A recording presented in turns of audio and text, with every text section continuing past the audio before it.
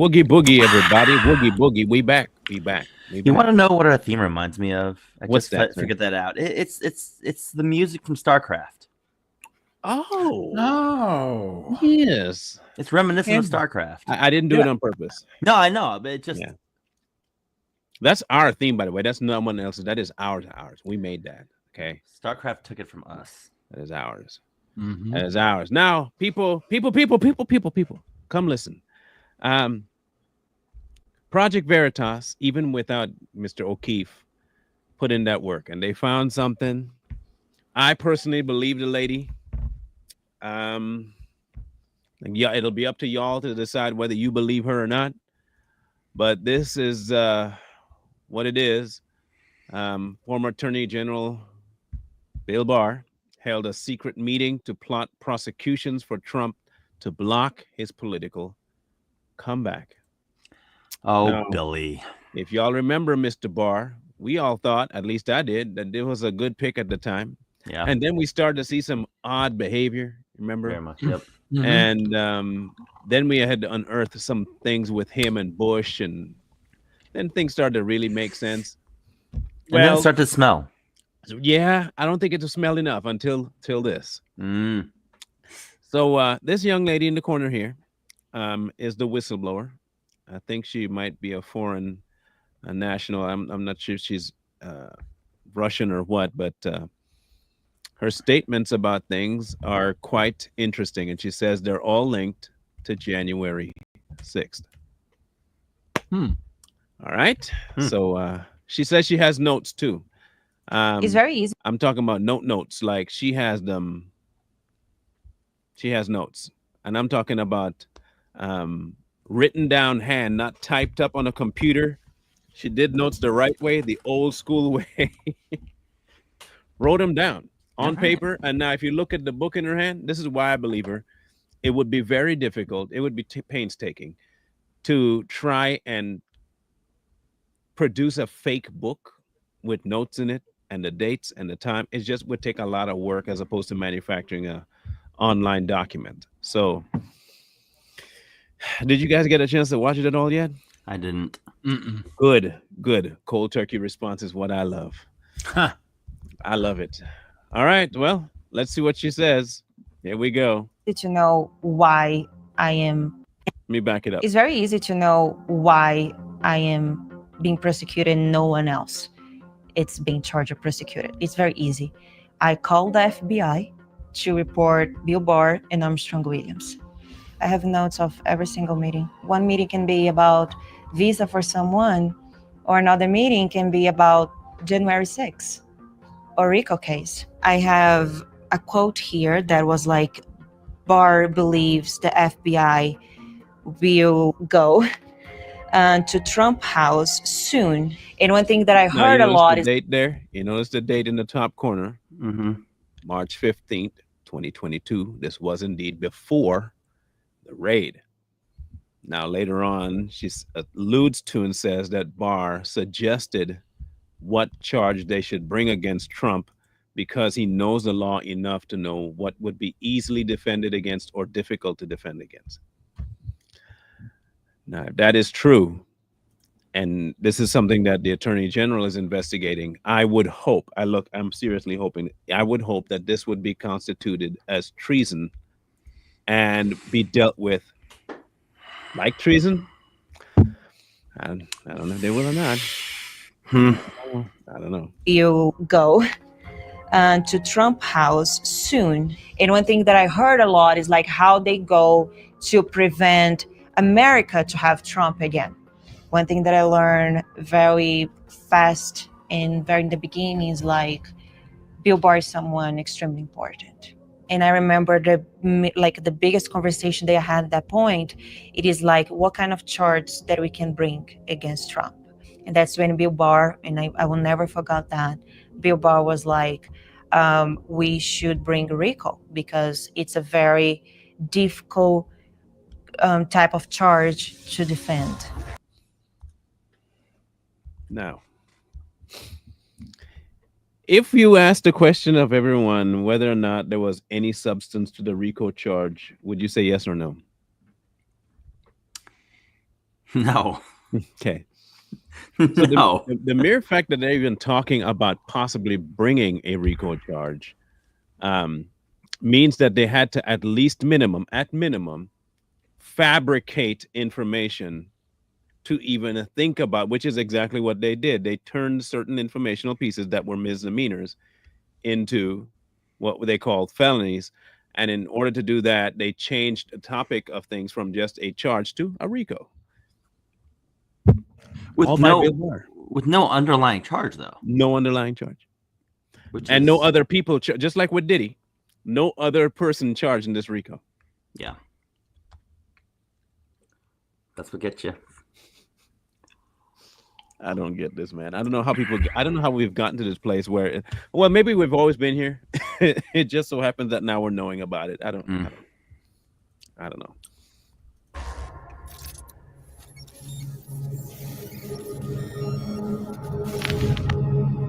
Armstrong has this powerful friends. He's friends with like Bill Barr. He's friends with Ben Carson. He's friend with the mayor of DC.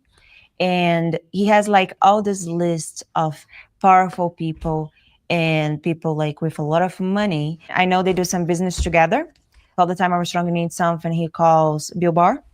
Like can be, for example, approve a visa for someone, he calls Bill Barr.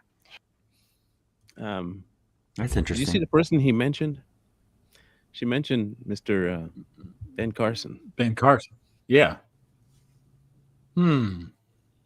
I do believe that he does not have any ill motives in his wheelhouse. However, friends and who your friends are, guilty by association, should probably be looked into. So guilty by association, you think? Or at minimum, something worth looking at. If we can figure out what the collaboration was between him and Mr. Armstrong. Maybe we should look into that too. See if there's any collaboration. Because I've never thought anything about Ben Carson. I've always thought he was the most outstanding person in the candidacy run. But and speaking of Ben Carson, where is he? Don't know. Where's Ben Carson? He just dropped out. He came in, ran, and was gone. He served in the first term, and now he just left. He disappeared. Like Retired. There's nothing, even for his name to come up in this. Because how long has this video been out? This is this year. No, this right here. This, like, when was it public? When did it come to the public side? How long ago? You think? This particular. Let me check and see if I can grab the about date. a month, 2 months, maybe. Maybe 2 months. Yeah. Okay, so if somebody name dropped somebody like Ben. No, Carson, not even. This was published on August 7th. Oh wow! Yeah. So okay, so August 7th, and Bill Carson obviously probably saw it. Wouldn't you think Ben Carson would come out and say, "Hey, let me clear my name real quick. There's nothing that happened between him and I," especially in a video like this. Well, they say he was on Newsmax. Let's see if we can find it here. Like I say, I'm not a person that would think that he would do something. But again, with the way things going these days, man. Yeah. The brain is really resilient, gives up for a while. So he is on Newsmax talking about brain stuff. He was on Newsmax 2 months ago talking about Biden's cancer. And that was the last two interviews we see on Newsmax about him. 12 days ago and 2 months ago. I don't know. I don't know. That was just that name just kind of popped out there and was kind of weird. Yeah, it's weird, but into today's political climate, a lot of times you don't know, man. The good guys, the bad guys, and the bad guys could be the good guys, and the people that you think is good is actually a really bad person. I mean, we really don't know at this point in the political climate that we're living in right now. Yeah, it's a hodgepodge, isn't it? Ben Carson murder. For example, just you imagine that Ben Carson put a hit on me. Well, what I want you to do is just All we have to do is cut his brains out. Just that's all. I'll give you a tool, and you can just acupuncture his brain, just like that. Nice and calm. Hey, Ben Carson might be Hannibal Lecter behind closed. Oh gosh! Imagine that you pull up, right? You get kidnapped, and they put you in this dark room, and he just walks out. Oh, thank you for coming. I short notice, I know, but I just want you to know that I have to put an end to you now. and I'll do it over a glass of candy. Okay. So a lot of the things we do are with the brain. So we're just gonna have to, just get rid of the brain while you're breathing. he would be the most sadistic evil person. Oh gosh! If it was with his voice. Oh yeah. Dang. My gosh, that's scary. He's like giving instructions to students while he's cutting. See this part right here? You see, he's not feeling any pain because I cut off the pain, and I cut it off. I removed his medulla oblongata is what I did. So he doesn't feel any pain. When I was in Section 8, I used to section people off and just take 8 pieces of them. That's why I was at Section 8. Yeah. He calls Bill Barr. Or, for example, do some kind of lobbying with, for example, Turkish Airlines. He calls Bill Barr. Now, pause. Anybody remember, and I was trying to rack my brain where I had seen and heard this before. Which politician was dealing with the Turkish? Was that the one that got caught with the money, gold bars? Eric Johnson, right? Or no, Eric Adams, wasn't it? Was it? Yeah, it was Eric Adams that was dealing with the Turkish people, right? Yeah, because he had to remember he had, if he's going to take a trip to the Galapagos Islands, he has to go to Turkey first. Yeah, that guy. Yeah, and then we had some run-ins with Turkey with what didn't that where he got those gold bars from? Bob Mendez, the one that got where they found gold bars in his house. Yeah, I think so. I think that was Turkey too, right? Mm-hmm. Yes. Let me see here. Menendez, right? Menendez. Bob. Old Bobby. Let's see here. Yeah, that was it. Wow. Now Bob Menendez could end up Turkey getting F-16s and Sweden getting into NATO. So he was dealing with the Turkish president. Now, listen. If all things be equal, that guy, that little Negro here, unassuming, might be part of a linchpin mob that could be dealing with all of the backdoor things by being the lobbyist. Okay. But not only the lobbyist, but the facilitator. Ah. If he has powerful friends, you'll hear about something else here in a minute. They'll prove my point a little bit. Or is like the person that we call to resolve any kind of problems or situations. You took my documents and phones and never returned them. And now you think you can move against me? Let's be clear. Your time is running out. Who is that? As a threat against her. During her employment with Armstrong Williams, Patricia recorded notes from numerous high-level meetings. Interesting. She was repeatedly instructed to hand over these notes and face threats to ensure their return. Please hand over all the documents, notes, and phones you have. Armstrong could send someone to your house at any moment, and we're willing to pay for them. So you can move on with your life peacefully. If you do this, we can all go our separate ways without further something of the other. Yeah, right. You know what's best for you. Armstrong just wants the audios you have and your notes. I understand you don't want to talk to him, but I never did anything to you. If you think it's better, I can come to you and catch on, and we can all forget this story.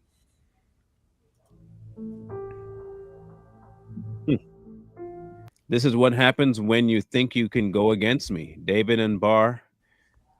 No, when you go against me, David and Barr, you'll never get your green card back, not even if you marry the president. Now give me my phones and the notes that belong to HSH, because at some point I will lose my patience, and when I do, I'll come for you myself. And who is saying this? I'm waiting to see. Okay. I have notes of every single meeting. One meeting can be about visa for someone, or another meeting can be about January 6th or RICO case. In February 27 of 2023, here's my notes. They launched this meeting about RICO case. I do not know if they have meetings before about that. That was the first time that I heard and I learned about that. So they bring that case against Trump. And I remember the biggest conversation they had at that point, it is like, what kind of charge that we can bring against Trump? And they discussed like few charges under American law. And that's when Bill Barr, and I will never forget that, Bill Barr was like, we should bring RICO because it's a very difficult type of charge to defend. Bill Barr was like very focused and bring the RICO case because he explained to Fanny Willis, the RICO charge is one of the most hard to defend in court because under the American law, the RICO charge can be anything. Like it's not very specific. So people who is charged with RICO case, they have a very hard time to defend themselves. Hold on a second. So wait a minute. You can tell me that when they brought up the RICO charges against Trump, they specifically went for Fanny Willis. Yes. As a patsy. And where is she now? Well, she's up for re-election, actually. Yeah. That's crazy. RICO charges refer to violations of the Racketeer Influence and Corruption Organizations Act, a federal law that targets organized crime. To be charged, a person must engage in a pattern of racketeering activity, which includes committing at least 2 specific crimes within a 10-year period as part of an ongoing criminal enterprise. Oh, so the whole U.S. government. Yeah. Okay. So here key elements of RICO charges. The pattern of racketeering must include at least 2 acts of racketeering: arson, bribery, drug trafficking, extortion, fraud. That was the one they used. Money laundering or murder. So they used the extortion and the fraud one, and they can count anything as extortion and anything as fraud, including bank fraud or wire fraud. And that's what they did. Even though the entire qualification of a RICO charge should have had a victim, but there was none. Yeah, they just have to prove that he engaged in it, and that's why they were saying it was a difficult thing to defend against, because at any moment they can keep adjusting their goalposts as the thing goes on. That's true. Which is why they added all those many charges to it, so you'd have a hard time spreading it out to pick out which one and which one. But the advantage that he had was that at the end of it, it was mostly not even to put him in jail, but to try and kibosh his.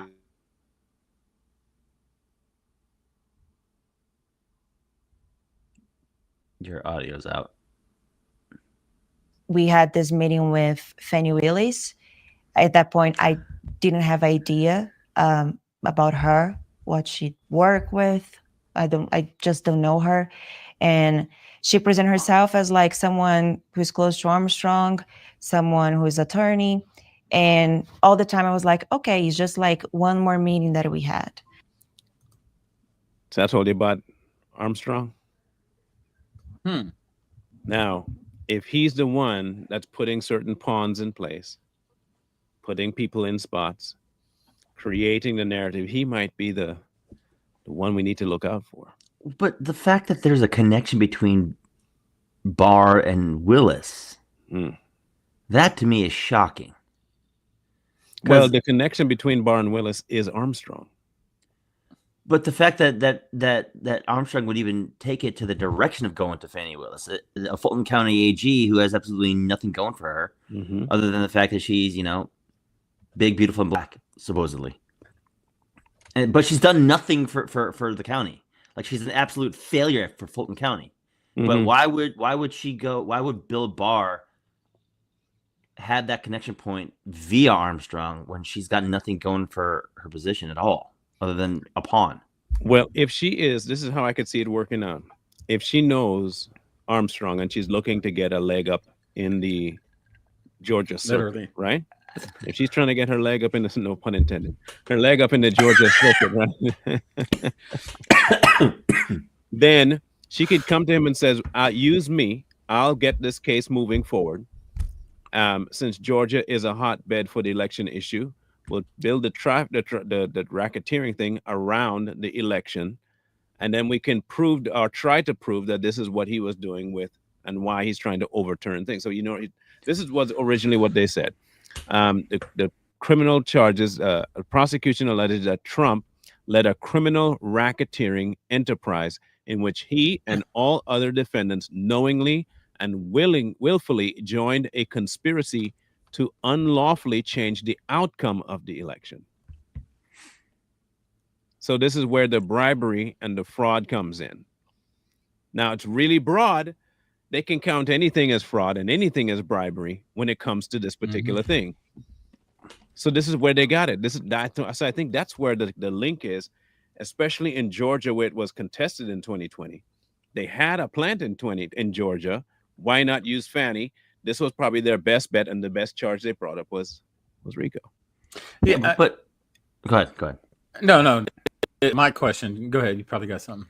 Well, no, it's just that if they did have a patsy, it would probably have been Governor Kemp and the Secretary of State Raffensperger. Yes, they did nothing.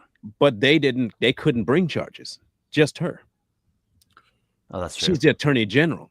And if they can get her to bring the charges on behalf of the state, they wouldn't need them except to back her. That's okay. And my question is her. Who is she? This female right here. She worked as a secretary in all of the meetings that Barr, Armstrong, Fanny, all of the people that dealt with. So she's just a low-level whistleblower, but she was the note taker, the person that took all the notes, that kept records of everything. Okay. She was just a records person. What caused her to come out of the closet? That I don't know. Hey, this is what's going on. Okay. That I don't know. Not that I'm mad at her. I'm glad she's coming out, but I'm just wondering, like, it was started in 2022, approximately? Yeah. 3 years later, now she's coming out. Is it because of the threats? Is it because she had, change of heart? Is it, what is her background? Well, she could have been planning to do it forever ago. Oh, true. Don't know. Probably wait until the cases were over with Trump. Hey, she kind of sounds like Melania. What if they're related? Now, if she was waiting for the case to be over so she wouldn't be implicated in the RICO case, that would be one thing too. Yeah. Because if she did come out, she might have been put into and she would never be able to whistleblow anyway. Mm-hmm. Sure. She might have been shutting up for that reason. And then in these meetings, that's when I start to take notes and try to keep everything to prove that what's going on. One thing that I understood very well is Bill Barr and Armstrong and all the politicians too, they're very focused in how they go to stop Trump. And one thing that I heard a lot is how they go to prevent America to have Trump again. So in my views of politics, what I think it is, they probably realized very soon that if Trump runs again, he probably will win the election as he did. So in that point, they just want to prevent that. It's called scared. They're running scared. Now, hear me out. If Trump won again, right? They thought in 2020 they nailed him to the floor. He can't come up. But he runs again in 2024. He wins. Here's what be my biggest fear if I were them. He won't give a damn, and he's just going to take the whole ship down. Yep. Which he's doing now. He's showing you right now that he's taking everybody with him. He don't have an option. I'm thinking about Trump, and for all this to go on, and Trump to not fight the last one too much, the 2020 election. He knew he was going to run 2024. This lady, I don't know, something about her. She sounds a lot like Melania, man. And what I'm thinking is what if she and Trump knew all of this was going to happen, and she was there the whole time as a plant to get all this information? That's what I'm thinking. That's how my mind works. That I highly doubt, man.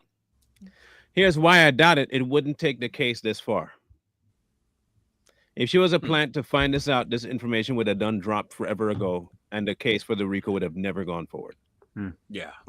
They would have, because they would have had the information with notes that they were already planning to drop the RICO charges on Trump, and they would have never been able to raid. They would have never been able to bring any case to him at all. It'd have been done early. So do you think that, let's say she was in an alternate universe, they allowed it to go through so they can do all this illegal stuff with these raids and these false charges. So when Trump does go after them, he can show, like, I went through all of this. It was already pre-planned, and he has a real solid case against these people. Like, you mean bait? Yeah. Maybe. Yeah. Maybe. At least maybe that way he can get the bigger fish like Obama. Yeah. I don't know. I mean, he has Obama either way by the nuts, so I don't know, both of them by the nuts. Really? Both Obamas. Yeah, both of them. I doubt Obama got nuts. No. Which one? One of them's a female. I just don't know which one. Yeah, Barack, Barry. Some of them. Meetings, for example, was launched in March 15 of 2022.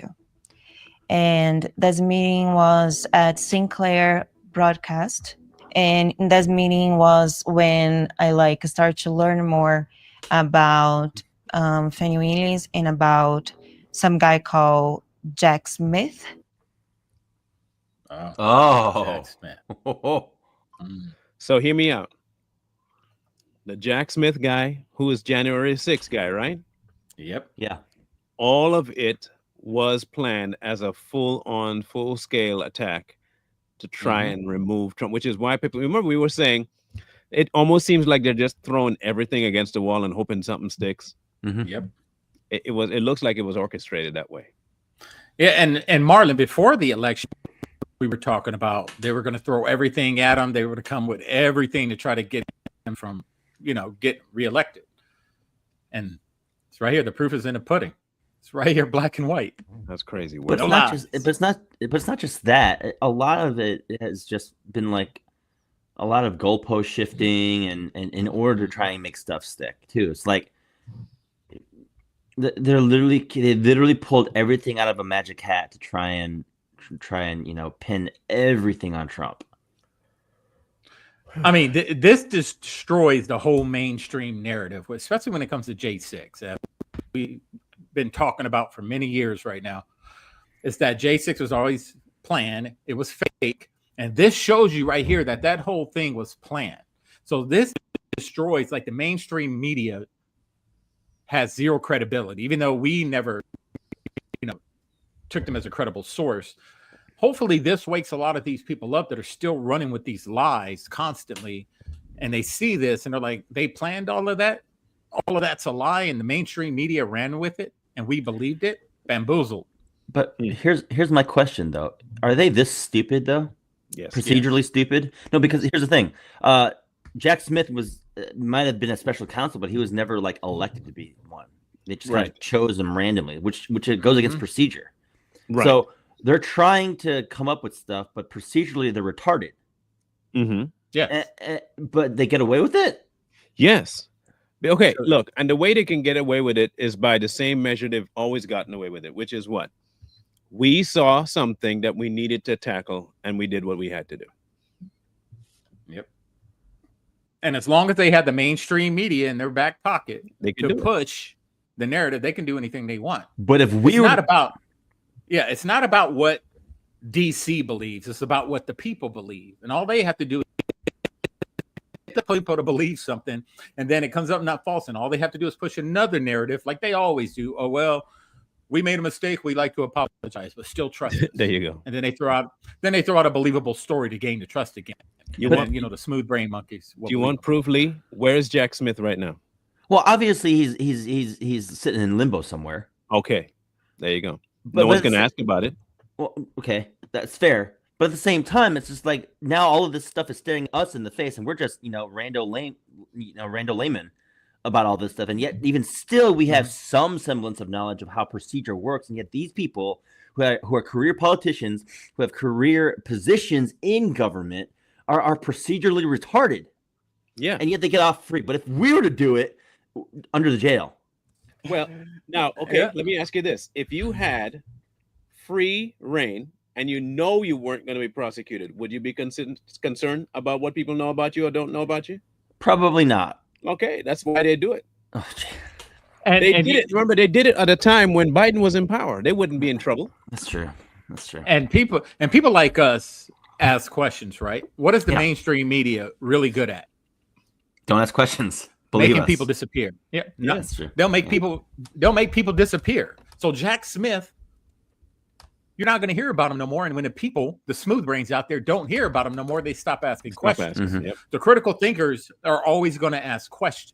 And we're going to continue to ask questions. The smooth brains, they don't care. They'll just throw a freaking shiny object in front of them with a carrot tied to a string, and that's their next object that they're going towards. But see, the frustrating thing about hearing that, though, is that these same smooth brain monkeys go on TikTok and then spew all this monkey nonsense. Yeah. Well, what do you think monkeys do? They fling poo, right? That's true. Yeah. Look at it this way, right? That to get rid of Jack Smith, they threw something else in front of him. Then, in order to get rid of all the concept that's going on, they get, Trump's sick.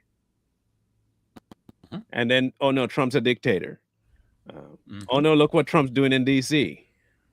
Oh, no, and every time they have something else coming up, they bring up something for the other people to start looking at that they think is some existential threat to the whole society. Oh, my gosh, America is going to implode. And yet these same monkeys on TikTok gain millions of views and millions of likes and engagement. But we're all the problem? Yeah, we're the problem. Yeah. And about investigation involving January 6th. I have a quote here that was like, Barr believes the FBI will raise, and I put it in parentheses, go to Trump House soon. That's when was like, I start to learn and to be sure about what they're doing. Was like they're planning and they're create crimes and situations to go after everyone. From March, executed in August. That's literally the in that meeting, we timeline. also spoke about the meeting that we had with Facebook, and the person in Facebook was helping us and giving us direction to create content against Trump and against the January 6th was called Daniele. Now hear me. Remember Mark Zuckerberg? Mark said this happened. Yep. Mark said that he was working with the Biden administration to do and sequester things about J6. Remember, he came forward and said that. Mm-hmm. So this particular portion, if she's lying about everything else, this part she's not lying about. This one's verifiable. Yeah. Now remember, you couldn't say nothing about J6. You'd be all kinds of messed up if you did that on Facebook. You still are on TikTok. How many people of you on Facebook? Just tell me. Here's just a poll. How many of you post something about J6 and it wouldn't post? I've had that happen. You know why? It was an algorithm thing. They weren't even monitoring. They just saw anything with J6 from certain accounts and was auto blocked. You'll see it says in the algorithm. You'll see it say here in a second. Okay, watch. This is Hypertruth. This is Danielle from Fit. We were introduced early this meeting by attorney Clyde Vannell and Mary Barr.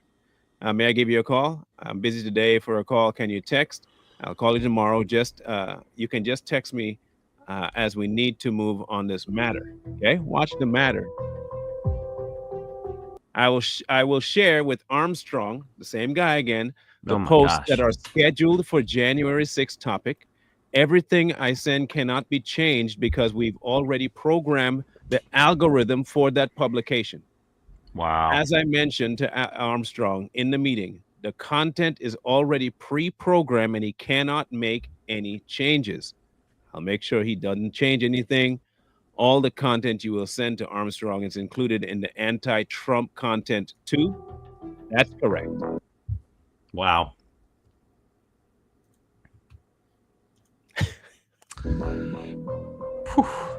That's insane. That is literally insane. That's crazy. That was like one of the first meetings that I had about this plan they had to go after everyone who works or support Trump. And that was back in September 13 of 2021. So in this meeting was Me, Armstrong, Shermichael, and Bill Barr by phone. And they spoke about January 6th committee. They authorized the committee to investigate the events about January 6th. We started like with some names. They also gave a lot of names here.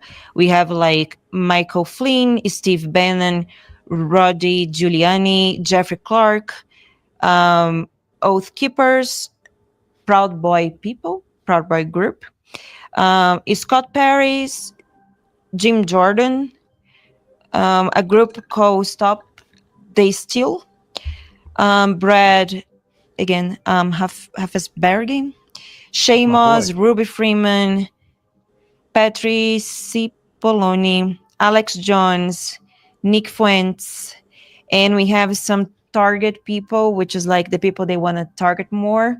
And who got arrested? Every last person on that list. Or every held under single person. Or held under massive amounts of media scrutiny. Every one of them. That guy that was in the center bottom, that was a friend of mine. Every one of them. So hear me out. If you're trying to make me believe that they did some genuine investigation and that's why they did it, no. They were pre-targeted people. Pre-targeted. Long ago, pre-targeted. Now, the January 6th committee, it started, let me see if they can figure out how. So December 22 is when the committee, July of 21 is when the committee formed. July of 21. Her dates match exactly with the dates of the creation of that committee. I don't think this girl's lying. And there was like Stuart Rhodes, Enrico Tarrio, and Roger Stone. What did they do with Roger Stone? Raid him. Yep. And Enrique Tarrio and Roger Stone. And here I have a quote. It was like Barr and Cheney once folks at Roger Stone, Rhodes, and Tarrio. And all of them they went after. They raided Stone, arrested Enrico, and arrested Steve Bannon. Yeah. All the names that she has here, they publicly went after. Wow. That's crazy work. I can't believe she was allowed to take notes. This is like some top secret squirrel stuff. Most people don't. They don't want what in their phones. Yeah. Most people ain't looking at writing down. That's true. They're looking at notes because if you take a phone and record, and that could be sent right away. They don't want those in there.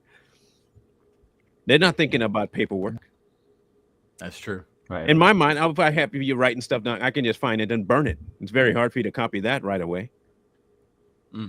Yeah. And also in Kimberly Guilford, who is close to Guilfoyle. That's Junior's girl. Yes, it is.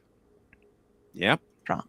Armstrong goes on TV, or he goes on social media, or he goes over his Twitter account or X account, and he claims he's Republican. He's this person who is like extremely patriotic. He loves his country and everything. But at the same time, he was lunch meetings with Bill Barr to plan against Trump and against people involved in January 6th. So, Rhino? In these meetings, Patricia recorded Armstrong's voicing urgency about reaching out to former United States Attorney Bill Barr to confirm he would not be investigated for his own role in the January 6th Capitol events. Armstrong never got caught for things that he does. He was inside of the Capitol Hill in January 6th. And then I started to understand he's never caught for that because he's friend with the mayor of DC. He was friend with the chief of police of DC. I'm talking about people who went to jail. And these people, they have families, they have lives. some people with cancer. I know a case with cancer. The person got arrested and went to jail because of January 6th. But at the same time, those people are there because people like Armstrong was telling them to be there, was telling them no, it's completely fine if you be here. And when the things start to happen over there, Armstrong is no, we can go inside and let's you do this. So what kind of person does that with people? It wasn't just Ray Epps, which is why Ray Epps was protected. Yep. Because he was not, he might have been the only one caught on camera, but he wasn't the only one inciting. Mm-hmm. All planned, folks. All planned.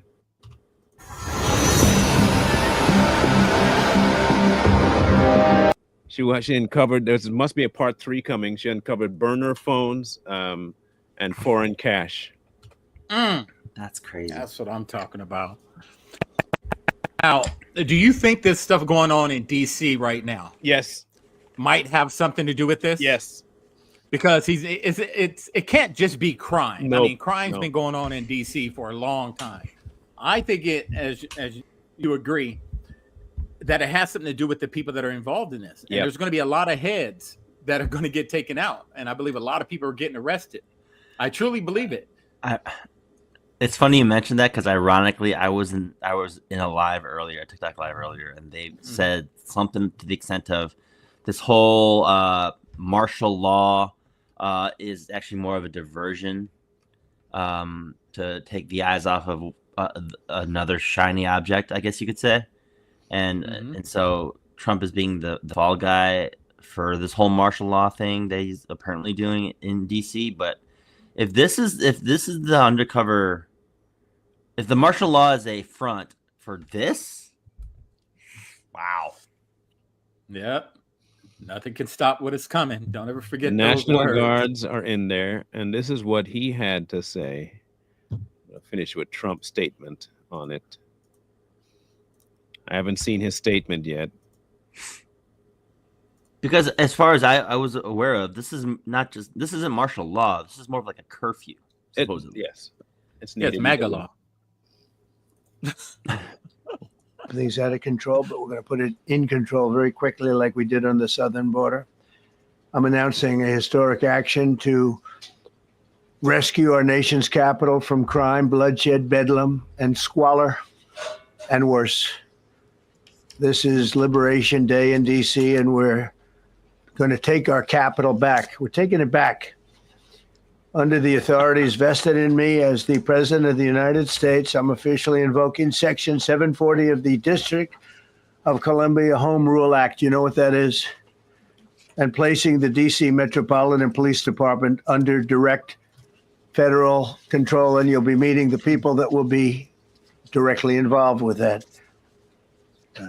Very good people, but they're tough, and they know what's happening, and they've done it before.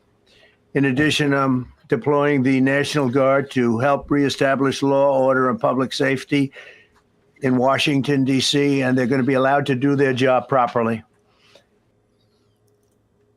That line, they know what they're doing. They know what they're there for.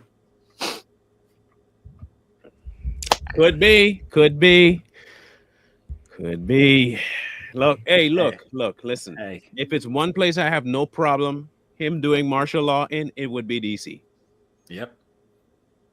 Period. I don't care what you do in look, arrest everybody in DC. I don't care. That place is a cesspool. Look, sure. Every politician that lives in DC should be arrested right now. Period. You got investment there. He's cleaning house, man. And for those people that follow Q and Anons, this is nothing new because this has been spoken about for a long time. And I know a lot of people don't follow it, but this is something that has been spoken about. And he said that it's going to be cleaning house, and that first arrest that they make is going to make headlines. Yeah, and it will be public. Don't think this is just going to be quiet. There's going to be some heads turning up in DC, and a lot of it's going to be made public, and you're going to be surprised at who they have behind bars. Look, the other side of this that I don't know if it's going to happen or not is this: if he uses this particular military takeover to try and find more information to corroborate what this lady was saying, and they do uncover it, look, I understand he's on his last presidency, and in some ways, this is what I feel. But this is what I feel. I feel Trump is just walking out the door, doing this to everybody. That's all he's doing at this point. He don't have a care to give at this point. He's trying to burn the whole thing to the floor at this point, and I don't think he really cares about what the fallout is. I don't think he cares.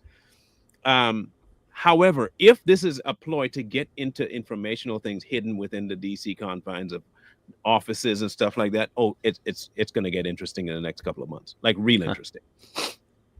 And mind you, we have not even finished a year. We are just months into this presidency. Yeah, we are in month 8. And remember what 7 months in? Yeah, 8, 7.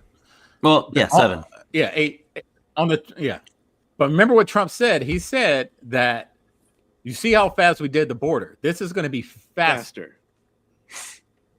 It's going to be way faster than what they did at the border. And look what they did at the border that fast. This is just a city.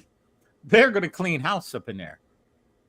It's going to be beautiful to watch. I can't wait. I hope it happens. I'm not going to hold out hope. If it doesn't happen, I'll be just like, oh, I guess that was a false hope. But if it does happen, I can see it happen because, like I said, I don't think he gives a damn. I think he's like, I'm old. I'm not well. This is the last shot I got. Screw everything. I'm just going out guns blazing.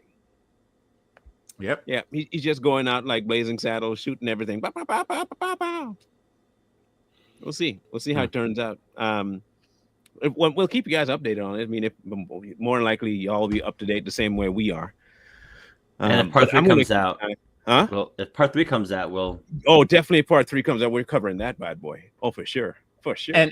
And here's one thing people have to understand. You know, you have to look at the big picture. Trump wouldn't federalize the DC police. He wouldn't have the National Guard. He wouldn't have all these assets in DC for petty crime and homelessness. Really think about that. You know, you don't need all of that just for those things, because every city is experiencing those same things. This is way bigger than what's on the surface. Yeah. Yeah. Why DC? You have LA, Chicago. I mean, there's a lot of other cities out there experiencing high rates of crime, homelessness, drugs, everything else. But why DC? It's more than just cleaning up the Capitol. What he meant by cleaning up the Capitol, he means cleaning up the corruption in the Capitol. So just pay attention to what's going on, because it's going to be beautiful. It's going to be interesting. Interesting. Yeah. We'll be back on Wednesday for sure, anybody. So don't worry about that. We'll be back on Wednesday, and I'm sure something else is going to break in that 2-day period. I can feel that. But if it does, we'll be the first to let you know. Mr. Lee. Like, share, comment, subscribe, and we will see you Wednesday. Peace.